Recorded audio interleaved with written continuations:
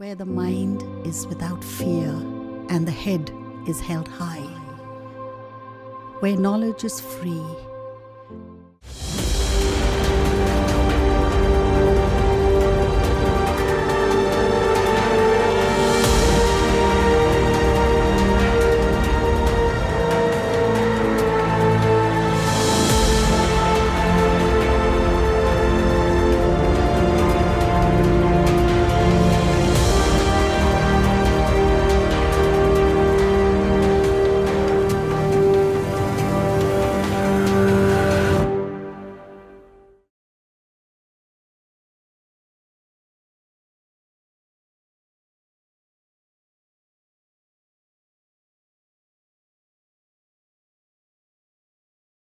প্রিয় ছাত্রছাত্রী, আমি অশোক মণ্ডল, রাষ্ট্রবিজ্ঞানের শিক্ষক, মালদা মডেল মাদ্রাসা। এই যে পাঠশালার মধ্য দিয়ে বা লার্নিংয়ের মধ্য দিয়ে তোমাদের কাছে শিক্ষাটাকে পৌঁছে দেওয়ার যে ব্যবস্থা, যে উদ্যোগ গ্রহণ করেছেন মালদা জেলা প্রশাসন এবং মালদা জেলা শিক্ষা দপ্তর, সাধুবাদ জানাই। আজকে আমি তোমাদের একাদশ শ্রেণী ক্লাস 11 4th চ্যাপ্টার আমি পড়াবো। 4th চ্যাপ্টারের একটা ইউনিট। 4th চ্যাপ্টারে কি রয়েছে? যে ফান্ডামেন্টাল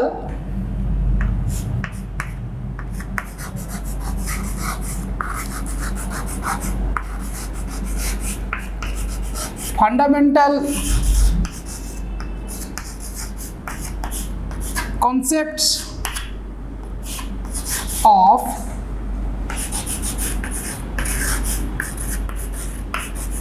modern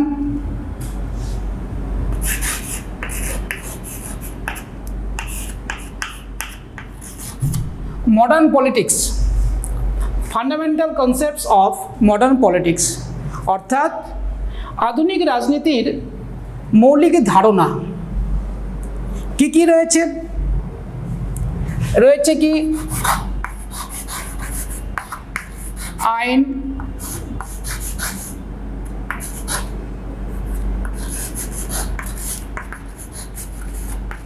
স্বাধীনতা, সাম্য এবং জাস্টিস বা ন্যায়, অর্থাৎ ল, লিবার্টি, ইকুয়ালিটি অ্যান্ড জাস্টিস। এটা হচ্ছে 4th চ্যাপ্টারের এ পার্ট। বি পার্টে রয়েছে কি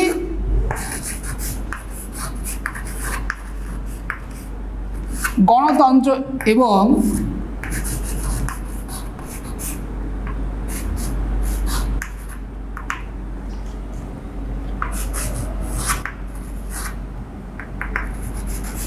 একনায়কতন্ত্র।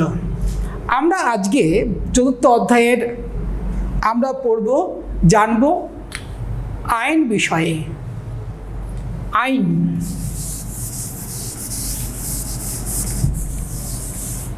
আইনটা কি? আমরা এখান থেকে জানব আইন কি, আইনের বৈশিষ্ট্য কি, আইনের শ্রেণীবিভাগ কি এবং আইনের উৎস।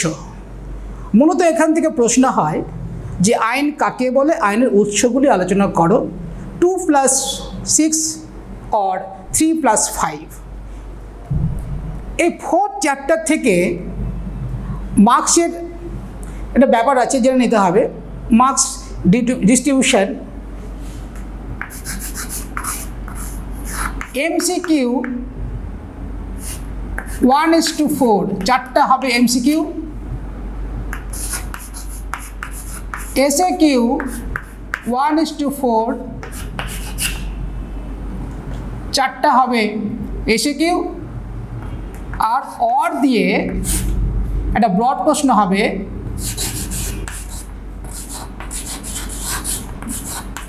ব্রড কোশ্চেন হবে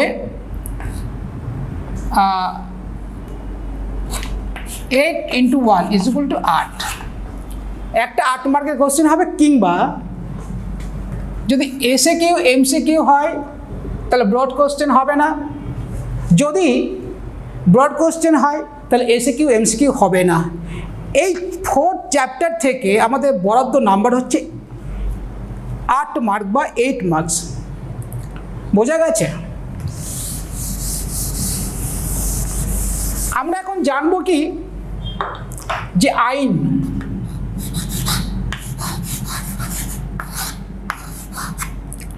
আইন আইন কি, আইনের বৈশিষ্ট্য কি এবং আইনের ক্লাসিফিকেশন শ্রেণী বিভাগ এবং আইনের কি উৎসগুলো কি, এই বিষয়গুলি আজকে আমরা জানব। আইন কি এটা বুঝতে গেলে আমি ছোট্ট একটা উদাহরণ দিয়ে বলি। তোমরা যে বিদ্যালয়ে, তোমরা যে স্কুলে পড়াশোনা করো, সেই বিদ্যালয়ের বা স্কুলের প্রেয়ার লাইন থেকে শুরু করে ছুটি পর্যন্ত বিদ্যালয়ের ক্যাম্পাসে বিদ্যালয়ের বিভিন্ন নিয়মকানুন মেনে চলতে হয়, তাই তো? শিক্ষক শিক্ষার্থী উভয়কেই বিদ্যালয়ের নিয়মকানুন মেনে চলতে হয়। বিদ্যালয়ের প্রেয়ার পর্যন্ত, প্রেয়ার থেকে শুরু করে ছুটি পর্যন্ত প্রতিদিন, সেটা হচ্ছে কি বিদ্যালয়ের আইন। আমরা যে পরিবারে বসবাস করি সেই পরিবারে কতগুলো নিয়ম থাকে, রীতিনীতি থাকে। পরিবারের প্রত্যেকটি সদস্য সেই নিয়ম নীতিগুলো মেনে চলে, সেটা কি পারিবারিক আইন। আবার আমরা যে সমাজে বসবাস করি সেই সমাজের বিভিন্ন নিয়ম নীতি রীতিনীতি থাকে, প্রথা, কালচার, কৃষ্টি ইত্যাদি থাকে। সমাজস্থ প্রত্যেকটি ব্যক্তি সেই সমস্ত নিয়ম মেনে চলে, সেটা হচ্ছে সামাজিক আইন। কিন্তু আমরা এখানে রাষ্ট্রবিজ্ঞানে কি পড়ব? রাষ্ট্রীয় আইন। রাষ্ট্রীয় আইনটা কি? যে রাষ্ট্রীয় আইন বলতে কি বোঝায় রাষ্ট্রবিজ্ঞানে, আমরা সেটা জানব। যে আইন হলো সেই সমস্ত নিয়ম কানুনের সমষ্টি যা রাষ্ট্র কর্তৃক স্বীকৃত, সংরক্ষিত এবং আদালত কর্তৃক বলবৎযোগ্য, তাকে বলা হয় আইন। এবং আইন লঙ্ঘন করলে বা আইন ভঙ্গকারী ব্যক্তিকে শাস্তি প্রদান করা হয়। তাহলে আইন কি হলো? আইন বলতে আমরা যেটা রাষ্ট্রবিজ্ঞানে বুঝি, রাষ্ট্রীয় আইন অর্থাৎ আইন হলো সেই সমস্ত নিয়ম কানুন বা প্রথার সমষ্টি যেগুলি রাষ্ট্র কর্তৃক স্বীকৃত, সংরক্ষিত এবং আদালত কর্তৃক বলবৎযোগ্য। এই আইনটা যে জানলাম রাষ্ট্রীয় আইন, এটা হচ্ছে সংকীর্ণ অর্থে,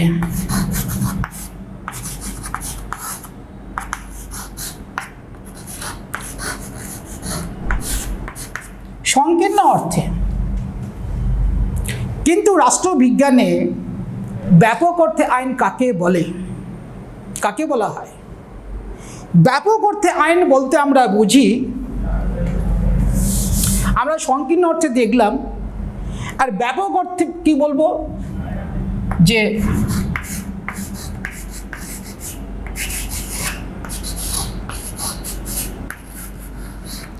ব্যাপক অর্থে আইন, ব্যাপক অর্থে আইন বলতে আমরা বুঝি 4টা বিষয়কে। কি?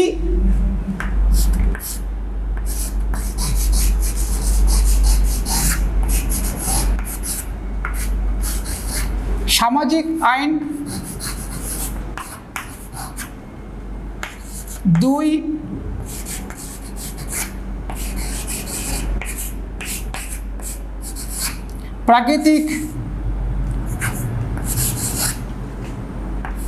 প্রাকৃতিক আইন, 3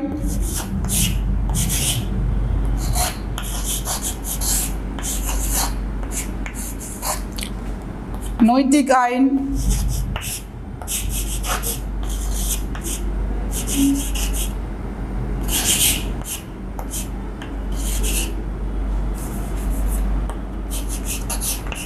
ধর্মীয় আইন, এটা। তাহলে ব্যাপক অর্থে আইন বলতে আমরা একটু আগে দেখলাম যে সংকীর্ণ অর্থে আইন বলতে কী বুঝি।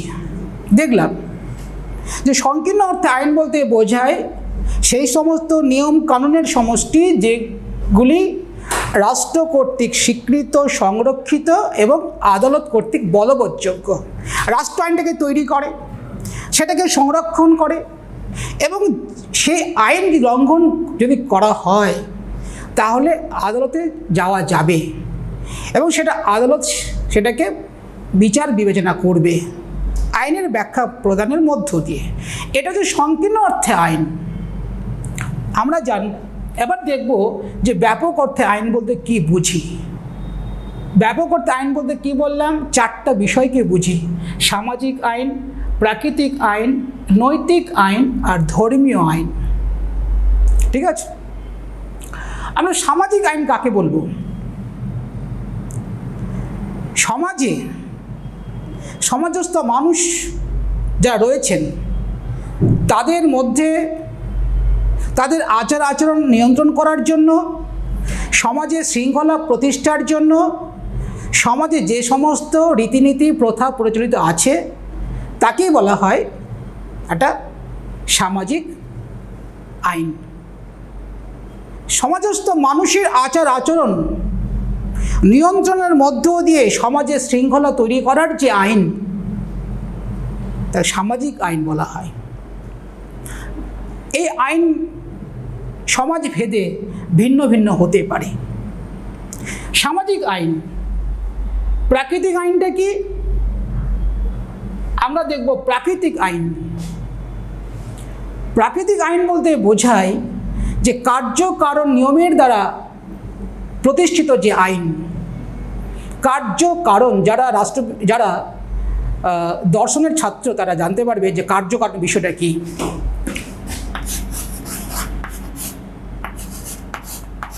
কার্য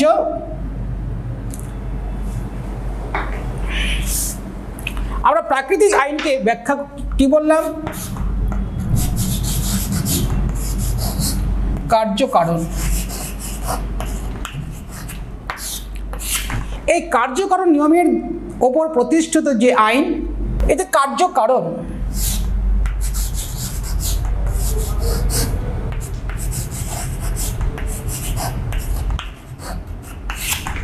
এই কার্যকারণ নিয়মের ওপর প্রতিষ্ঠিত যে আইন, কার্যকারণের ওপর প্রতিষ্ঠিত যে আইন, সেটা হচ্ছে প্রাকৃতিক আইন।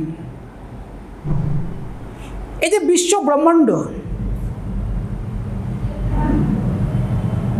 ব্রহ্মাণ্ডের প্রত্যেকটা কাজ, প্রত্যেকটা ঘটনার পেছনে কোনো না কোনো কারণ রয়েছে। এই যে বিল্ডিংটা দেখছো তোমরা, এই বিল্ডিং তৈরি হয়ে গেছে অর্থাৎ একটা কার্য ঘটে গেছে। এর কারণটা কি? ইট, বালি, সিমেন্ট, রড, চিপস, লেবার, মিস্ত্রি ইত্যাদি ইত্যাদি। এটা উপাদান কারণ। এই বিশ্ব সংসারে প্রত্যেকটা কার্যের পেছনে কোনো না কোনো কারণ আছে, সেটাই হচ্ছে প্রাকৃতিক কারণ। যেমন ভারতীয় দর্শনে যারা দর্শনের ছাত্র তারা জানো যে বৌদ্ধ দর্শনে কি বলা হয়েছে? সর্বং খলিদ্যম দুঃখম। জাগতিক সব কিছু দুঃখ। এই দুঃখের কারণটা কি? বৌদ্ধ দার্শনিকরা বলেছেন যে দুঃখের মূল কারণ হচ্ছে অবিদ্যা। বৌদ্ধ দর্শনে দুঃখের কারণ হিসেবে যে 12টা নিদান দেওয়া হয়, দ্বাদশ নিদান, সে দ্বাদশ নিদানের যে দুঃখের যে মূল কারণ, সেখানে বলা হচ্ছে অজ্ঞতা। আবার ভারতীয় দর্শনে আমরা দেখব যারা দুঃখবাদী দার্শনিক বা নৈরাশ্যবাদী দার্শনিক, এরা বলেছেন যে দুঃখের মূল কারণ হচ্ছে জন্ম নেওয়া। কেন? আমরা যখন মাতৃগর্ভ থেকে ভূমিষ্ঠ হই তখন কান্না করি, এটাই স্বাভাবিক। তাহলে এই যে কান্না দিয়ে শুরু, জন্ম নিলে দুঃখ পেতে হবে, আমাদের কান্নাটা সে ইঙ্গিত দেয়। দুঃখবাদী দার্শনিকরা বলেছেন দুঃখের মূল কারণ হচ্ছে জন্ম নেওয়া।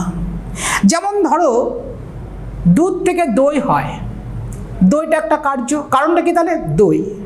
তিল থেকে তেল হয়, তেলটা কি কার্য, তিলটা কি তাহলে কারণ। এই বিশ্ব জগতে সমস্ত ঘটনা, সমস্ত কাজ কোনো না কোনো কারণের দ্বারা সৃষ্টি। তাহলে কি আমরা দেখলাম যে প্রাকৃতিক কারণ, প্রাকৃতিক আইন যেটা, সেটা কি কার্যকারণ নিয়মের ওপর প্রতিষ্ঠিত হচ্ছে, সেটা হচ্ছে প্রাকৃতিক আইন। নৈতিক আইন, নৈতিক আইনটা কি? নৈতিক আইন হচ্ছে যে ভালো মন্দ, ন্যায় অন্যায়ের সঙ্গে যুক্ত যে আইন, ভালো মন্দ, উচিত অনুচিত সম্পর্কে যে আইন। আমি এই কাজটি করব, এই কাজটি করার ফলে আমার পাশের বাড়ির ক্ষতি হবে কি হবে না, আমার বন্ধুর ক্ষতি হবে কি হবে না, এই যে উচিত অনুচিতের যে প্রশ্ন, সে নৈতিক আইন।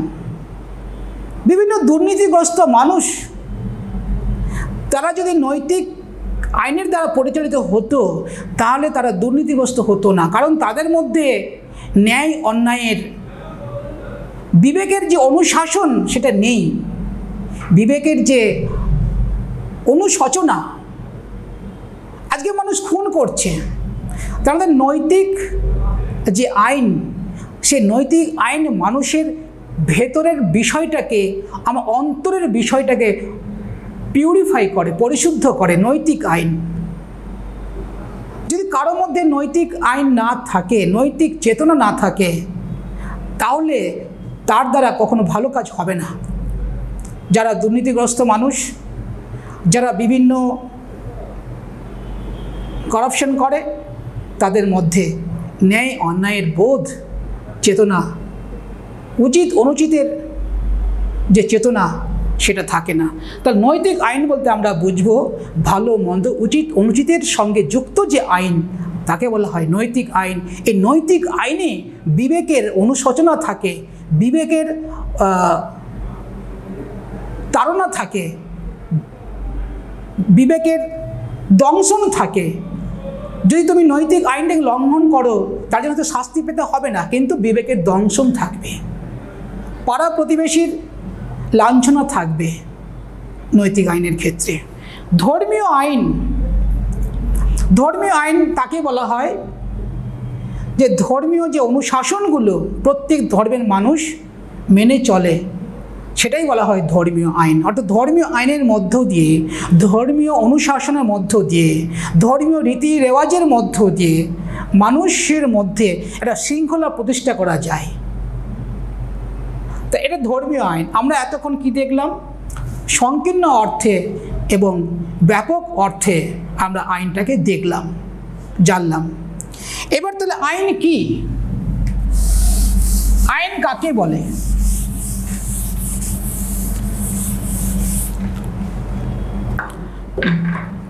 অস্টিন বলেছেন, জন অস্টিন, অস্টিন বলেছেন কি, the law is the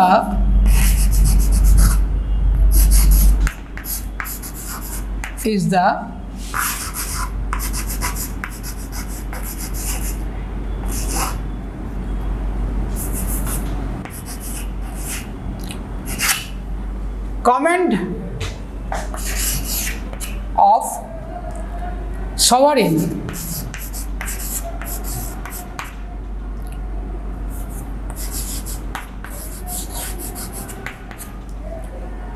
John Austin বলছেন যে law is the command of sovereign, command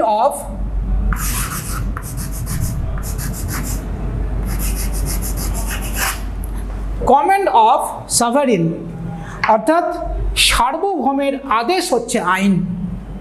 আইন হচ্ছে সার্বভৌমের আদেশ, অর্থাৎ সার্বভৌমকে রাষ্ট্রের যে আদেশ, রাষ্ট্রের যে নির্দেশ, সার্বভৌম কর্তৃত্ব সম্পন্ন যে রাষ্ট্র, তার আদেশই হচ্ছে আইন। আবার হল্যান্ড বলেছেন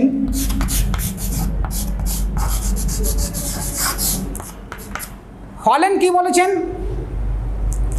হল্যান্ড বলেছেন যে মানুষের যে আইন হলো সার্বভৌম কর্তৃপক্ষ কর্তৃক সেই সমস্ত নিয়ম যা মানুষের বাহ্যিক আচার আচরণকে নিয়ন্ত্রণ করে। হল্যান্ড কি বললেন? যে আইন হলো একটা সার্বভৌম প্রতিষ্ঠান কর্তৃক প্রযুক্ত সেই সমস্ত নিয়মাবলী, যেসব নিয়ম মানুষের বাহ্যিক আচার আচরণকে নিয়ন্ত্রণ করে, অন্তর্জীবনকে নয়। অন্তর্জীবনকে নিয়ন্ত্রণ করতে পারে একমাত্র নৈতিক আইন, যেটা একটু আগে আমরা আলোচনা করলাম। তাহলে অস্টিন বললেন যে law is the command of sovereign, সার্বভৌমের আদেশই হচ্ছে আইন, অর্থাৎ সার্বভৌম কর্তৃপক্ষ কর্তৃক রাষ্ট্র কর্তৃক যে আদেশ সেটাই হচ্ছে আইন। হল্যান্ড বলেছেন যে আইন হলো মানুষের বাহ্যিক আচার আচরণ নিয়ন্ত্রণকারী সার্বভৌম সংস্থা কর্তৃক প্রযুক্ত সেই সমস্ত নিয়মাবলী, সেটাই হচ্ছে আইন। কিন্তু হেনরি মেইন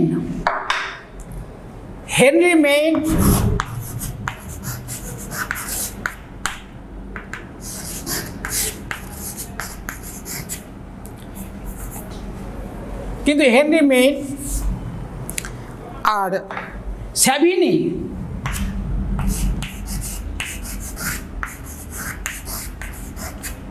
এরা মনে করেন যে আইন কোনো সার্বভৌম শক্তির আদেশ নয়। অস্টিন বা হল্যান্ড আইনের যা সংজ্ঞা দিলেন, হেনরি মেইন এবং স্যাভিনি এরা মানতে রাজি নন। এরা কি বলছেন? যে আইন কখনো সার্বভৌমের আদেশ হতে পারে না। সমাজে দীর্ঘকাল ধরে যে সমস্ত রীতিনীতি প্রথা চলে আসছে সেগুলি কালক্রমে আইনের স্বীকৃতি লাভ করে। বিভিন্ন কাস্ট বেসিসে যে সমস্ত রীতিনীতি প্রথা সমাজে প্রচলিত সে দীর্ঘকাল ধরে চলে আসছে এবং এগুলিও কালক্রমে কালের গতিতে আইনের স্বীকৃতি অর্জন করে। বৌদ্ধবাদী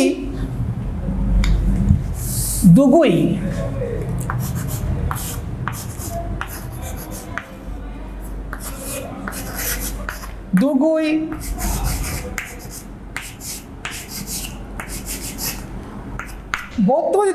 বহুত্ববাদীরা দুগুই বলছেন কি যে আইন সার্বভৌমের আদেশ বলে যে মানুষ মান্য করে তা নয়। আইন সার্বভৌম কর্তৃপক্ষ কর্তৃক প্রযুক্ত হয় বলেই মানুষ মান্য করে তা নয়। সমাজের কল্যাণ সাধিত হবে বলেই মানুষ আইন মেনে চলে। এটা সার্বভৌমের আদেশ নয় যে মানতে বাধ্য। সমাজের কল্যাণ সাধিত হবে বলেই মানুষ আইন মেনে চলে।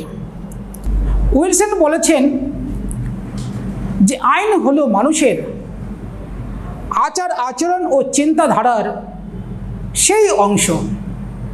মানুষের আচার আচরণ ও চিন্তাধারার সেই অংশ যা সুনির্দিষ্ট আকারে এবং আনুষ্ঠানিকভাবে স্বীকৃতি লাভ করেছে, যার পেছনে রাষ্ট্রীয় কর্তৃত্ব এবং রাষ্ট্রীয় ক্ষমতার সমর্থন থাকে।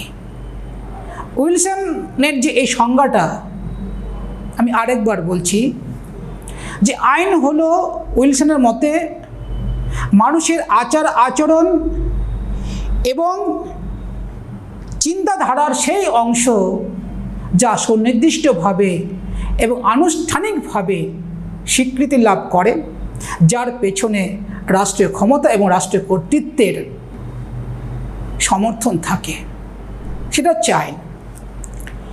এরপরে আমরা দেখব যে মার্ক্সবাদীরা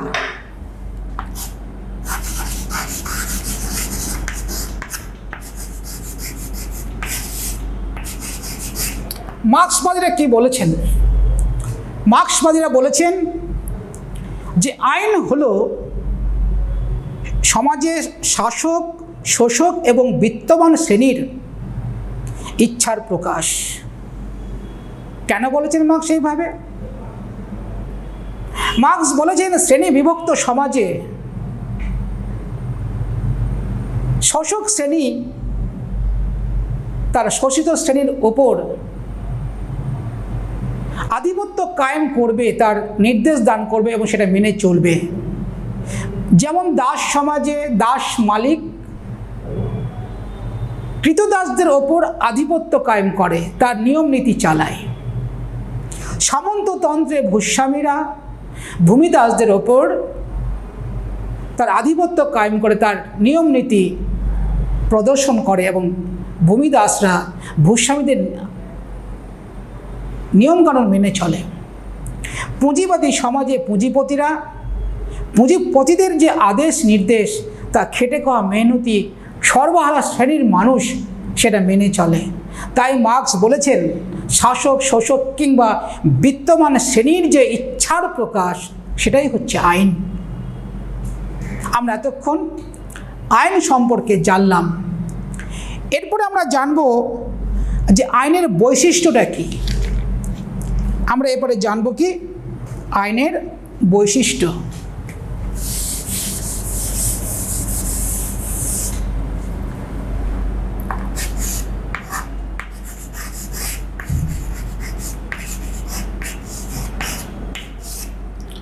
আইনের বৈশিষ্ট্য 1, আইন হলো কতগুলি নিয়ম যা সকলে মেনে চলে, যা সমাজস্থ মানুষ মেনে চলে। 2 কি যে আইন হলো মানুষের বাহ্যিক আচার আচরণকারী একটা বিষয়। আইন মানুষের বাহ্যিক আচার আচরণকে নিয়ন্ত্রণ করতে পারে, অন্তর্জীবনকে নিয়ন্ত্রণ করতে পারে না। আইন হলো 3 নাম্বার কি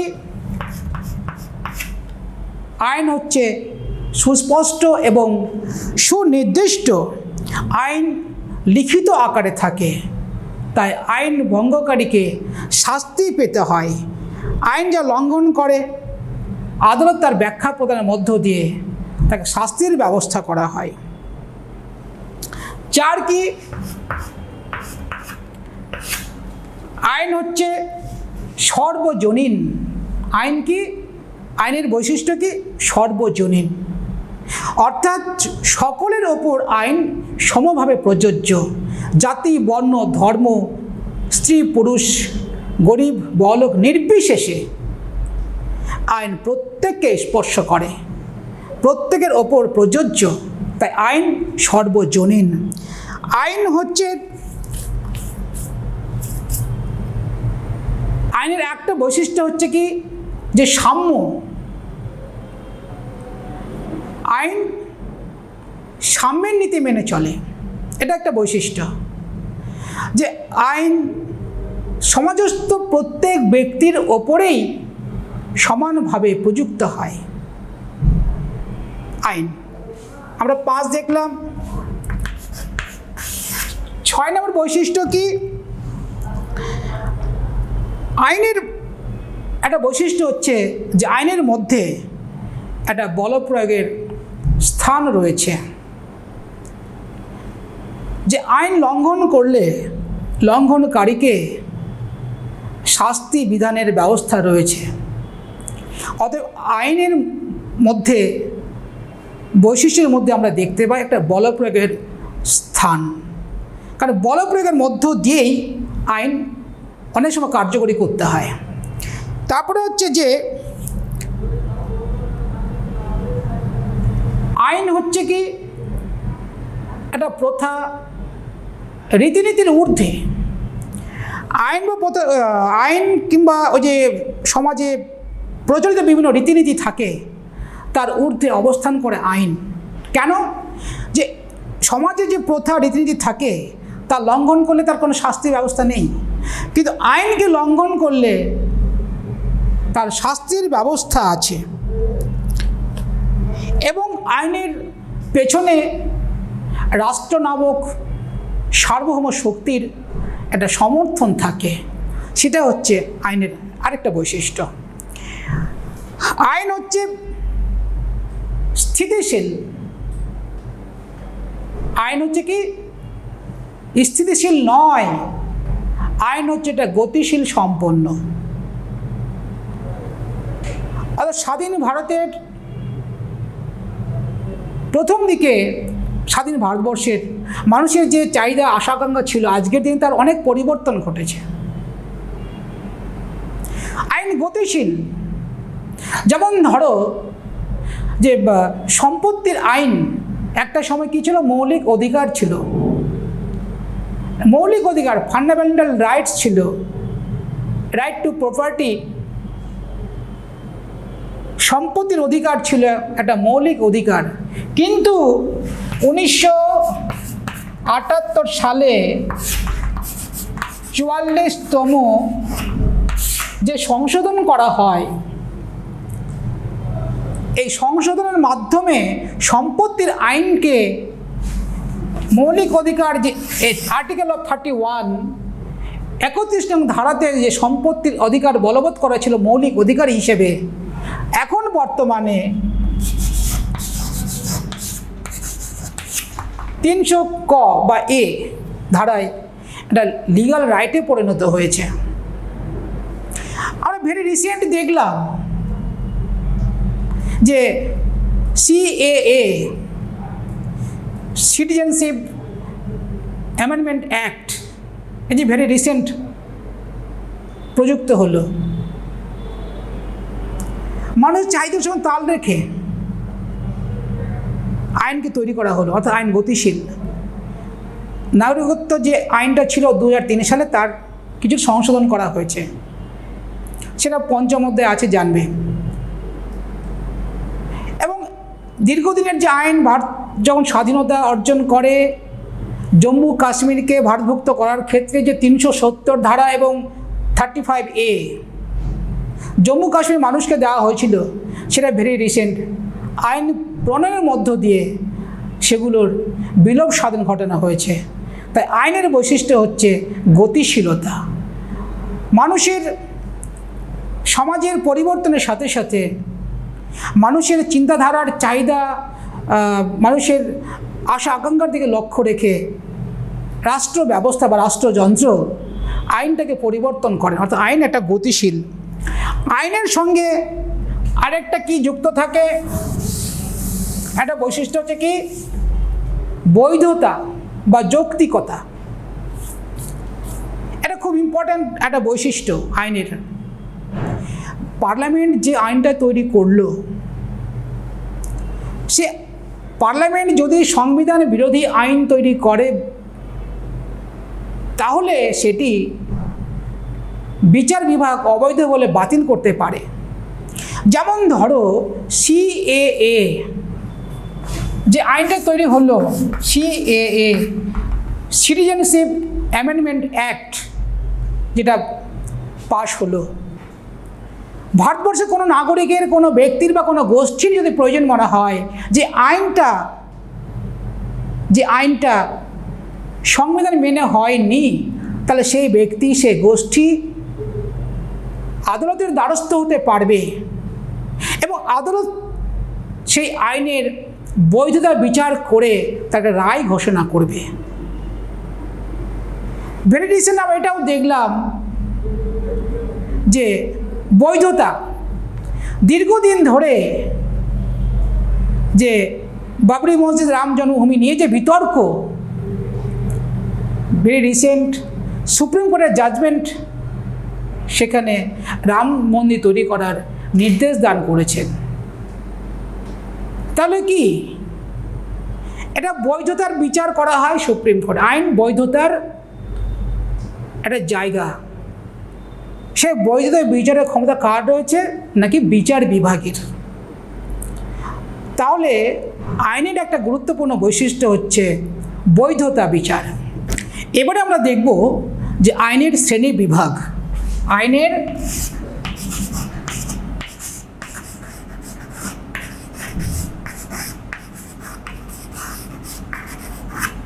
আইনের শ্রেণীবিভাগ। আইনকে মূলত প্রথমে দুটো ভাগে ভাগ করলাম, একটা জাতীয় আইন, একটা হচ্ছে আন্তর্জাতিক আইন। জাতীয় আইনটা কি? জাতীয় আইন হচ্ছে একটা সার্বভৌম সংস্থা কর্তৃক প্রযুক্ত যে আইন, অর্থাৎ রাষ্ট্রীয় আইন। আইন হলো রাষ্ট্রের অভ্যন্তরে সার্বভৌমত্ব কর্তৃপক্ষের যে আদেশ বা নির্দেশ, সেটাই হচ্ছে জাতীয় আইন। জাতীয় আইন তার নিজ একটা দেশের বা একটা রাষ্ট্রের নিজ ভৌগোলিক সীমারেখার মধ্যেই কার্যকরী হয়। যেমন ধরো ভারতবর্ষের যে আইন, জাতীয় আইন, সেটা কখনোই বাংলাদেশে বা নেপাল বা ভুটান কিংবা বিশ্বের অন্যান্য দেশে সেটা কখনোই প্রযুক্ত হবে না। তাহলে জাতীয় আইন হচ্ছে একটা সার্বভৌম ক্ষমতা সম্পন্ন একটা কর্তৃপক্ষের দ্বারা প্রযুক্ত আইন, সেটা হচ্ছে জাতীয় আইন। এবার আন্তর্জাতিক আইন কাকে বলবো? আন্তর্জাতিক আইন হচ্ছে কি, যে আন্তর্জাতিক সেই সমস্ত সন্ধি চুক্তি যেটা আন্তর্জাতিক ক্ষেত্রে সমস্ত রাষ্ট্র মেনে চলে বা মেনে চলার চেষ্টা করে, সেটা হচ্ছে আন্তর্জাতিক আইন। এবার জাতীয় আইনকে ভাগ করা হলো দুই ভাগে, এটা সরকারি আইন, এটা হচ্ছে ব্যক্তিগত আইন। সরকারি আইন আর একটা হচ্ছে ব্যক্তিগত আইন। সরকারি আইনটা কি? সরকারি আইন হচ্ছে যে সেই সকল আইন, সরকারি আইন হচ্ছে সেই সকল আইন যেগুলো আইন নাগরিক মেনে চলে। সরকারি আইন হলো সেগুলো রাষ্ট্র কর্তৃক প্রযুক্ত আইন যা নাগরিকরা মেনে চলে।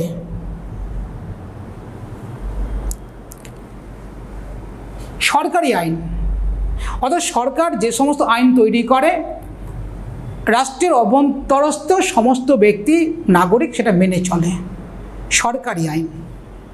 আর ব্যক্তিগত আইন কি? ব্যক্তিগত আইন হচ্ছে নাগরিকের সঙ্গে যে পারস্পরিক সম্পর্কজনিত যে আইন, সেটা হচ্ছে ব্যক্তিগত আইন। আমরা সরকারি আইনকে আবার তিনটা ভাগে ভাগ করেছি। কি? সাংবিধানিক আইন, প্রশাসনিক আইন আর ফৌজদারি আইন। সাংবিধানিক আইন, প্রশাসনিক আইন এবং ফৌজদারি আইন। এখন সাংবিধানিক আইনটা কি? সাংবিধানিক আইন হচ্ছে রাষ্ট্রের একটা মৌলিক আইন। সাংবিধানিক আইন হচ্ছে রাষ্ট্রের একটা মৌলিক আইন যার উপর সরকারি ব্যবস্থা টিকে থাকে। সাংবিধানিক আইনের ওপর সরকার টিকে থাকে, একটা মৌলিক আইন, সেটা সাংবিধানিক আইন। এবং এই সাংবিধানিক আইন উপর ভিত্তি করেই একটা রাষ্ট্র ব্যবস্থা পরিচালিত হয়। এই সাংবিধানিক আইন আবার কি হতে পারে? লিখিত হয়ে থাকে। এটা দলিল আকারে সাংবিধানিক আইন লিখিত থাকে এবং এই সাংবিধানিক আইনকে বলবৎ করার জন্য আবার আদালতের ব্যবস্থাও থাকবে। তাহলে কি? সাংবিধানিক আইন হচ্ছে রাষ্ট্রের মৌলিক আইন যার উপর ভিত্তি করে সরকারি ব্যবস্থা দাঁড়িয়ে থাকে। এই সাংবিধানিক আইন হচ্ছে লিখিত আইন এবং এটাকে পরিবর্তন করার জন্য একটা বিশেষ পদ্ধতি অবলম্বন করতে হয়। বিশেষ পদ্ধতি, যেমন পার্লামেন্টে যে আইন তৈরি করা হয়, ধরো আমাদের ভারতবর্ষে যে আইন তৈরি করা হয়, ধরে নিলাম যে নতুন আইন তৈরি হয়েছে, যেটা আমরা আলোচনা করলাম CAA তৈরি হলো। তো পার্লামেন্টের দুটো কক্ষ, রাজ্যসভা উচ্চ কক্ষ, লোকসভা নিম্ন কক্ষ, তো উভয় কক্ষেই একটা সিস্টেমে উপস্থিত ও ভোট প্রদানকারী সদস্যের 2/3 সমর্থনের মধ্য দিয়ে আইনটা পাশ হয় এবং সর্বোপরি রাষ্ট্রপতির সম্মতি লাগে, তারপর সেটা আইনটা প্রযুক্ত হয়। যে লিখিত আইনকে সংশোধন করতে গেলে বা পরিবর্তন করতে গেলে একটা বিশেষ পদ্ধতি অবলম্বন করতে হয়। এটা হচ্ছে সাংবিধানিক আইন। অন্যদিকে যে প্রশাসনিক আইনটা কি? প্রশাসনিক আইন বলতে আমরা বুঝি সেই আইনকে যা নাগরিকদের সঙ্গে প্রশাসনিক আইনের একটা সম্পর্ক স্থাপিত হয়। প্রশাসনিক আইন বলতে আমরা বুঝি সেই আইনকে যা নাগরিকের সঙ্গে প্রশাসনিক কর্তৃপক্ষের সম্পর্ককে নিয়ন্ত্রণ করে। প্রশাসনিক আইন একটা নির্দিষ্ট গণ্ডি থাকে, যেমন স্বাস্থ্য মন্ত্রক একটা মন্ত্রক, তার একটা নির্দিষ্ট এলাকা আছে। যেমন শিক্ষা দপ্তর, তার একটা নির্দিষ্ট এলাকা আছে। এই ক্ষেত্রে প্রশাসনিক কর্তাদের, প্রশাসনিক আইনের ক্ষেত্রে প্রশাসনিক কর্তাদের একটা নির্দিষ্ট এলাকা থাকে, তার এলাকার বাইরে এরা যেতে পারেন না। এটা হচ্ছে প্রশাসনিক আইন। তাই প্রশাসনিক আইনে কি দেখলাম? নাগরিকদের সঙ্গে প্রশাসনিক আইনের যে সম্পর্ক তা নিয়ন্ত্রিত হয় প্রশাসনিক আইনের দ্বারা। ফৌজদারি আইন, ফৌজদারি আইন হচ্ছে চুরি করা, ডাকাতি, খুন, প্ররোচনা ইত্যাদিমূলক যে বিচার যে আইনের দ্বারা হয় সেটা হচ্ছে ফৌজদারি আইন। আমরা এখন টিভি খুলে দেখতে পাই কি, এটা বম্বে জগতের ঘটনা, সুশান্ত সিং রাজপুত এবং রিয়া চক্রবর্তী, তাই না? এখন সুশান্ত সিংকে কে বা কারা মেরেছে যদি প্রমাণিত হয় তাহলে খুনের ঘটনা। এই ক্ষেত্রে যিনি অপরাধী বলে প্রমাণিত হবেন সেটা ফৌজদারি আইনের বলে।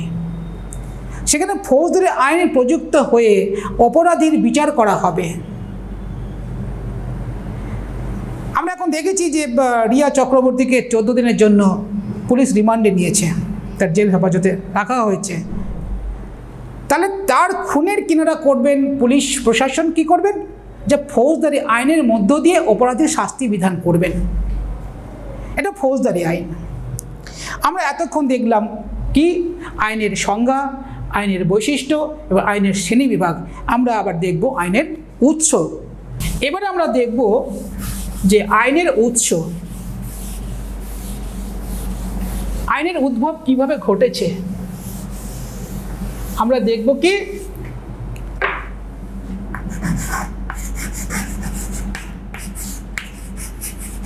আইনের উৎস। এক হচ্ছে কি প্রথা, দুই হচ্ছে ধর্ম, তিন হচ্ছে বিচারালয়ের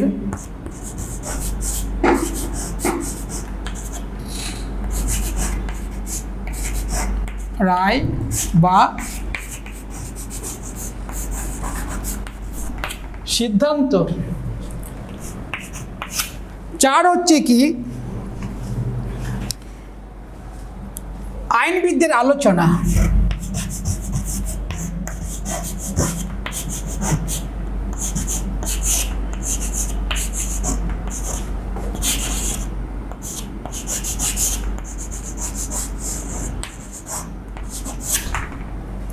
পাঁচ হচ্ছে কি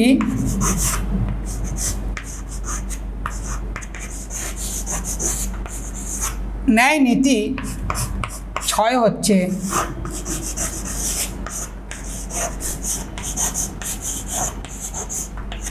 আইনসভা।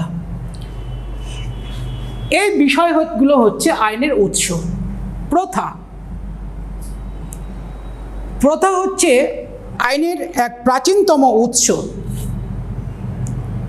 সমাজে বিভিন্ন নিয়ম কানুন দীর্ঘদিন ধরে চলে আসছে এবং সেটা কালক্রমে, কালের গতিতে সেটা আইনের স্বীকৃতি অর্জন করে। কোন এক সময় কোনো এক ব্যক্তি একটা নিয়ম চালু করেছে এবং সেটা দীর্ঘদিন ধরে সে নিয়ম সমাজে প্রচলিত এবং পরবর্তীতে সে আইনের রূপ লাভ করে। যেমন ধরো এটা একটা মাঠ, সবুজ ঘাসে ভরা। এখানে একটা গ্রাম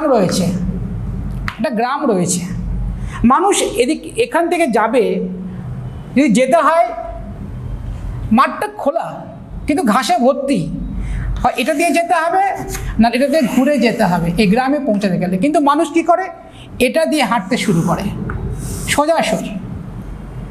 তাহলে কি হয়, এই যে এটা দিয়ে মানুষ হাঁটতে হাঁটতে হাঁটতে কি হয়, দুদিকে ঘাস থাকলেও মাঝখানে দেখবে একটা সাদা অংশ দেখা যায়। কারণ কি, মানুষ এটা দিয়ে দীর্ঘদিন ধরে হাঁটতে হাঁটতে সে পথের স্বীকৃতি অর্জন করে নিয়েছে জায়গাটায়।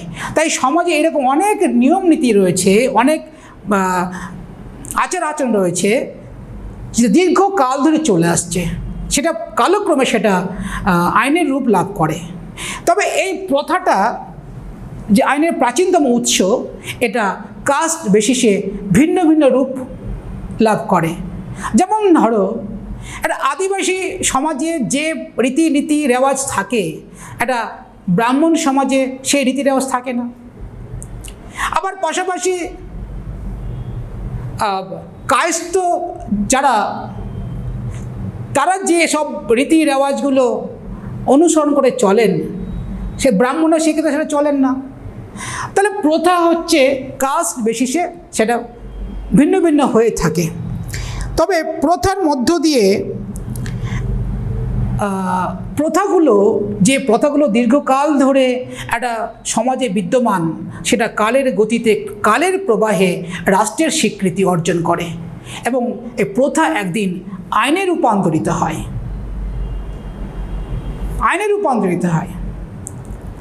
যেমন ধর, আমাদের ভারতবর্ষে একটা প্রথা রয়েছে কি, যে সংখ্যাগরিষ্ঠ লোকসভায় যে দল সংখ্যাগরিষ্ঠতা অর্জন করবে, সেই দলের মধ্য থেকে একজনকে প্রধানমন্ত্রী হিসেবে নিযুক্ত করবেন কে, রাষ্ট্রপতি। এটা প্রথা,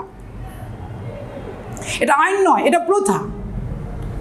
যে দল বা যে জোট লোকসভায় সর্বাধিক আসন লাভ করবে, তার মধ্য থেকে একজনকে সে প্রধানমন্ত্রী হিসেবে নিযুক্ত করবে, এটা একটা প্রথা। তো সমাজে বিভিন্ন কাস্ট বেসিসে বিভিন্ন রকম আচার আচরণ, নিয়ম নীতি দীর্ঘকাল ধরে চলে আসছে। কোনো একজন ব্যক্তি শুরু হতে করেছিল, সেটা কালক্রমে কালের প্রবাহে সেটা আইনি রূপ লাভ করে।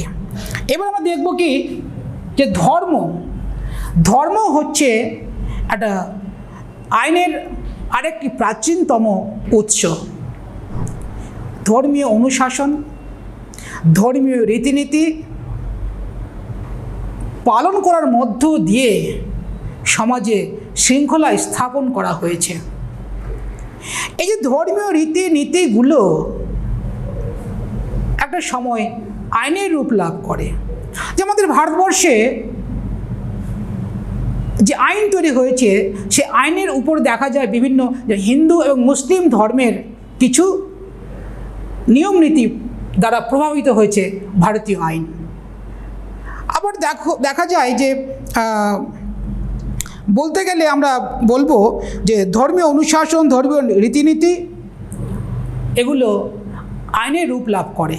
যেমন প্রাচীন গ্রিস, প্রাচীন রোমে যে আইনগুলো ছিল, তার বেশিরভাগ উৎস ছিল ধর্ম থেকে। ধর্মের উপর ভিত্তি করে প্রাচীন গ্রিস, প্রাচীন রোমের শাসন ব্যবস্থা চলত। তারপর আমরা দেখব যে বিচারালয়ের রায় বা সিদ্ধান্ত, এটাও হচ্ছে আইনের একটা অন্যতম উৎস। বিচার বিভাগের রায় বা সিদ্ধান্ত কীরকম, যে আদিম যুগ থেকেই সমাজে বিভিন্ন গোষ্ঠী, উপগোষ্ঠী, উপজাতি, ক্ষুদ্র ক্ষুদ্র গোষ্ঠীর মধ্যে বিবাদ, ঝগড়া, দ্বন্দ্ব, কলহ লেগেই থাকত। তখন সমাজের যারা গোষ্ঠীপতি বা দলপতি কিংবা সমাজের যারা জ্ঞানীগুণী ব্যক্তি, তারা অনুভব করলেন, উপলব্ধি করলেন, যদি এদের মধ্যেকার দ্বন্দ্ব যদি মীমাংসা করা না হয়, তাহলে সমাজে কোনোদিনও শান্তি স্থাপন হবে না। এই জন্য তারা এগিয়ে এলেন এবং তৈরি হলো একটা বিচারালয়। তাদের আদেশ নির্দেশ এবার ওরা মেনে চলছে। এরা শুধু প্রথা বা ওই ধর্ম এর উপর ভিত্তি করে, প্রথা বা ধর্মের উপর ভিত্তি করে এরা সিদ্ধান্ত, মানে এদের ওদের দ্বন্দ্বটা মীমাংসা করছে তা নয়। এরা কী করছে? নিজের বিবেককে কাজে লাগাচ্ছে। নিজের বিবেককে কাজে লাগিয়ে বিচারপতিগণ কি করছেন?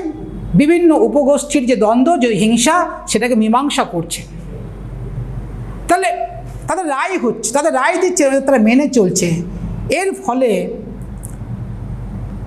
বিচার বিভাগের রায় বা সিদ্ধান্ত একটা আইনের মতো কার্যকরী হয়ে ওঠে।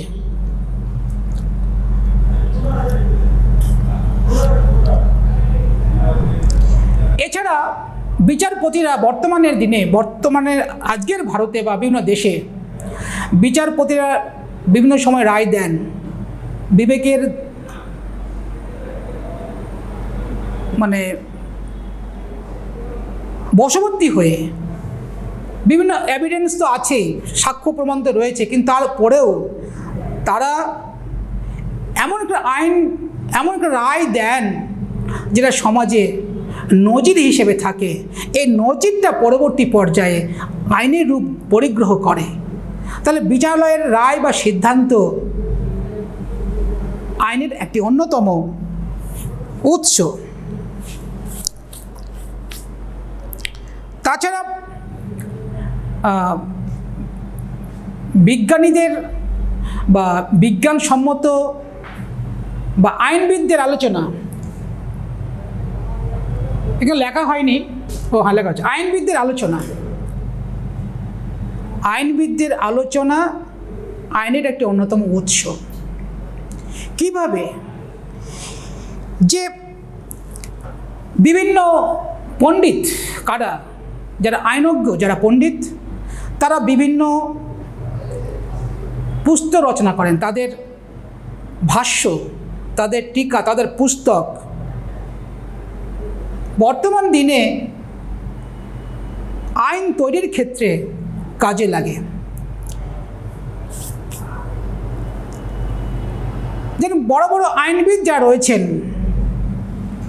তারা বিভিন্ন গ্রন্থ রচনা করেন, তাদের অভিমত ব্যক্ত করেন, তার মধ্য দিয়ে নতুন আইন তৈরি হয়। যেমন ভারতীয় আইন ব্যবস্থায় বা আইন তৈরির ক্ষেত্রে মনু সংহিতার একটা বিশাল গুরুত্ব রয়েছে। ব্রিটেনে আইন তৈরির ক্ষেত্রে ব্ল্যাকস্টোন, তার একটা গুরুত্বপূর্ণ ভূমিকা আছে, তার যে অভিমত, তার যে গ্রন্থগুলো। মার্কিন যুক্তরাষ্ট্রে স্টোরি বা কেন্ট, এইসব ব্যক্তিবর্গের যে আলোচনা, তাদের যে সিদ্ধান্ত, সেটা পরবর্তীতে আইনের রূপ পরিগ্রহ করে। এরপরে দেখব যে ন্যায় নীতি হচ্ছে আইনের আরেকটি অন্যতম উৎস। ন্যায় নীতি মানে সাম্যতা, ন্যায় পরায়ণতা। বিচারপতিরা অনেক সময় এরা ন্যায়ের দ্বারা পরিচালিত হয়ে, বিবেকের দ্বারা পরিচালিত হয়ে, এরা অনেক সময় সাক্ষ্য প্রমাণের বাইরে গিয়েও এরা বিচার প্রক্রিয়ায় রায় দান করেন ন্যায় নীতির উপর দাঁড়িয়ে।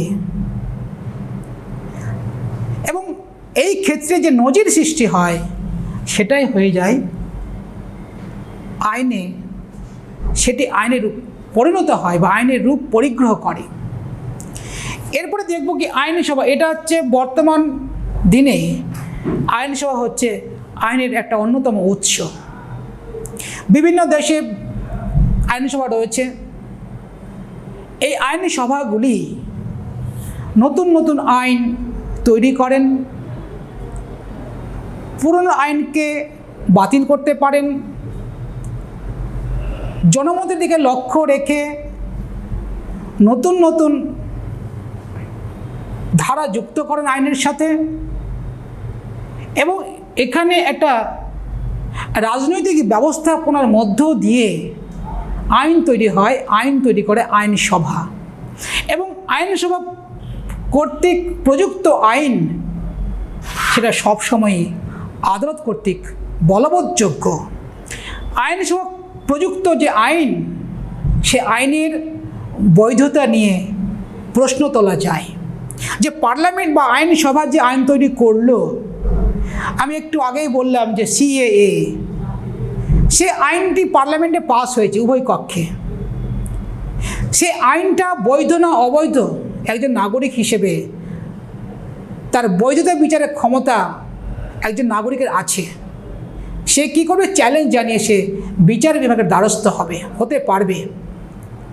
এটা ভারতবর্ষের ক্ষেত্রে, বিশ্বের বিভিন্ন দেশে বিভিন্ন রকম নিয়ম রয়েছে। তার আইনসভা হচ্ছে বর্তমান শতকে আইন তৈরির বা আইনের উৎসের এটা মূল জায়গা। এই সংখ্যাগরিষ্ঠ সমর্থনের ভিত্তিতে জনপ্রতিনিধিগণ যারা সাংসদ, যারা ভারতবর্ষের ক্ষেত্রে যারা সাংসদ প্রত্যক্ষভাবে নির্বাচিত এবং পরোক্ষভাবে নির্বাচিত, আমরা পার্লামেন্টে ওটা জানবো যে যারা লোকসভায় নির্বাচিত হন প্রত্যক্ষভাবে জনগণের ভোটে নির্বাচিত হন। আবার আমাদের আইনসভার উচ্চকক্ষ হচ্ছে রাজ্যসভা। এই রাজ্যসভা তৈরি হয় কি? পরোক্ষভাবে। প্রত্যেকটা অঙ্গরাজ্যের যারা এমএলএ তারা ভোট দিয়ে রাজ্যসভার সাংসদদেরকে নির্বাচিত করেন। তাহলে এই আইনসভায় জনগণের প্রতিনিধি থাকেন ডাইরেক্ট, ইনডাইরেক্ট, প্রত্যক্ষভাবে নির্বাচিত এবং পরোক্ষভাবে নির্বাচিত জনপ্রতিনিধি। এরাই আইনসভায় আইন তৈরি করে। আইন নিয়ে বিভিন্ন বিতর্ক অনুষ্ঠিত হয় এবং সর্বোপরি আইনটাই তৈরি হয়। যদি পার্লামেন্ট প্রণীত আইন সংবিধান মেনে না হয়, তাহলে সে আইনকে অবৈধ বলে ঘোষণা করার অধিকার বিচার বিভাগের আছে। আজকে এইটুকুই থাক। তোমরা সবাই ভালো থেকো, সুস্থ থেকো। ধন্যবাদ।